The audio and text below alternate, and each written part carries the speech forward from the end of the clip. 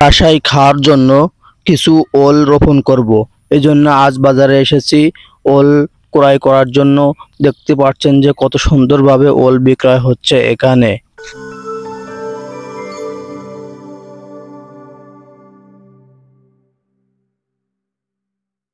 আসসালামু আলাইকুম ও রহমতুল্লাহ। যশোর একে কৃষি চ্যানেল থেকে আপনাদেরকে স্বাগতম। দর্শক, আবার চলে আসলাম নতুন একটা ভিডিও নিয়ে। যে ভিডিওতে দেখতে পাচ্ছেন আপনারা ওলের চাকি, এটা ওলের চাকি বলে, এটা রোপণ করা হয়। এটা মাদ্রাজ ওলের চাকি।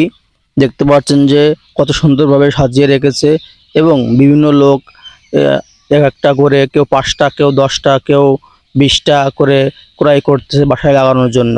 আমি 1 মণ ওলের চাকি কিনেছি, আমার 250 পিস হয়েছে ওলের চাকি।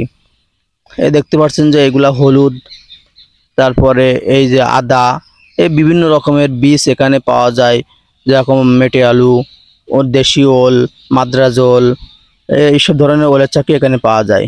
আমি ওল রোপণ করার জন্য প্রথমে এইভাবে গর্ত খুঁজে নিয়েছি। গর্ত করে নিয়েছি, দেখতে পাচ্ছেন যে পুরো মাঠটায় আমি গর্ত খুঁজে নিয়েছি। এইগুলা আমি আবার শাফল দিয়ে গর্ত বড় করে নিব, যাতে করে এক একটা গর্তই এক এক বালতি করে জৈব সার দেওয়া যায়। এই দেখতে পাচ্ছেন যে গর্ত করতেছে। দেখছেন গর্ত যত বড় হবে, যত মাটি লুজ হবে, তত ওল বড় হবে। এ দেখতে পাচ্ছেন যে ওলের গর্ত কত সুন্দর করে বড় করতেছে। আমি এক একটা গর্তই এক এক বালতি করে জৈব সার দিব। এই যে আমার সেই ওলের চাকি, আমি যে ওলের চাকি কিনেছি এই সাইজে ওলের চাকি। আশা করি সামনের বছর 2 থেকে 3 কেজি করে হবে। এই দেখতে পাচ্ছেন যে আমার যেই জৈব সার, আমি এক এক গর্তই এক এক বালতি করে দিব। দেখতে পাচ্ছেন, চলেন দেখাচ্ছি আপনাদেরকে কিভাবে দিচ্ছে। দেখতে পাচ্ছেন যে পুরো মাঠে আমি গর্ত খোঁচা হয়ে গেছে আমি ওল রোপণ করার জন্য। এই দেখতে পাচ্ছেন যে এক এক ইসে গর্ত এক এক বালতি করে দিচ্ছে। এরপরে আমি আরও অনেক কিছু দিব, আপনারা পর্যায়ক্রমে দেখবেন কি কি দিয়ে আমি এই গর্তে। দেখতে পাচ্ছেন সব জৈব সার দেওয়া। জৈব সার দিলে আপনার ওল অনেক বড় হবে, মাটি লুজ থাকবে। এই জন্য আপনারা জৈব সার দিয়ে ওল রোপণ করবেন। এইভাবে আমি প্রত্যেকটা গর্ত জৈব সার দেওয়া শেষ করে দিব। এরপরে আমরা ওল রোপণ করব। দেখতে পাচ্ছেন যে প্রত্যেকটা গর্তই একজন পট, যেটাকে বলে কচুরি। কচুরি আমি কিছু কচুরি উঠাই শুকাইছি, শুকায় এইটা জৈব সারের উপরে দিতেছি। দেখতে পাচ্ছেন যে জৈব সারের উপরে দিয়ে কিছু মাটি দিব, তারপরে ওল রোপণ করব। এই যে একজন করতেছে যে কচুরি, বুঝতে পারছেন যে কচুরি যেটা খালে হয়। দেখতে পাচ্ছেন এইভাবে দিয়ে আমরা অল্প কিছু মাটি দিব। এই যে মাটি দিতেছে, দেখতে পাচ্ছেন যে কত সুন্দরভাবে রোপণ করতেছে।